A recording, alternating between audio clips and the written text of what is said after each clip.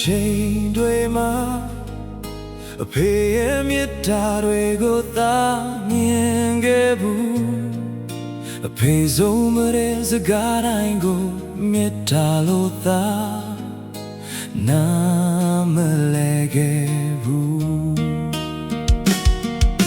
အပင်ပန်းခံပြီးရှာပေးခဲ့တယ်ချွေးစတိုင်းရဲ့ဒိတ်ပဲကိုနာမလဲခဲ့အဖေမရှိတော့တဲ့ချိန်တွေမှာနူးလုံးကားနဲ့နားလဲလာတယ်ပြန်ခေါ်လို့မရတဲ့ချိန်မှာနောက်တာတွေကမျက်ရည်ဖြစ်လာတယ်အဖေလို့တစ်ခါလောက်ထပ်ခေါ်ခြင်းပဲ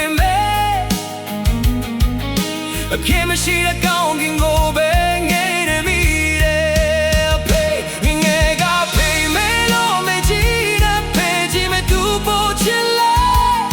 မကြည့်ကိုချစ်စိုးလို့ပြောနေတာပါတော့ပါမရဲအဖေကျွန်တော်ခုမှသိလိုက်ရတယ်အဖေရဲ့ကျေးဇူးတွေမျက်မှော်တောင်ချမ်းမြင်တယ်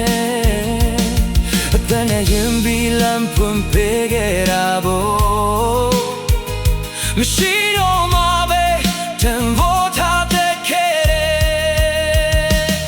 မိမိကပြေဆုံးလို့သာခံပြောခဲ့တာတွေကိုတောင်းပန်ပါတယ်ဖေးချနိုင်မယ်ဆိုရင်ကျေးဇူးတင်ပါတယ်လို့ပြောခြင်းနဲ့နောင်ဘဝရှိခဲ့ရင်လေ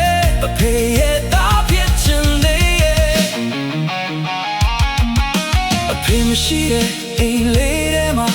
အတိတ်စိတ်မှုတွေကပေါ်နာတင်တယ်အဖေထိုင်ခဲ့တဲ့နေရာလေးကိုမြင်တိုင်းမျက်ရည်တွေဝဲလာတယ်အဖေကျွန်တော်ခုမှသိလိုက်ရတယ်အဖေရဲ့ချစ်စုတွေမျက်ငိုတောင်ချမ်းမြင်တယ်အဖေနဲ့ရင်မီလမ်းဖွင့်ပေးခဲ့တာကိုမရှိတော့မှပဲတန်ဖိုး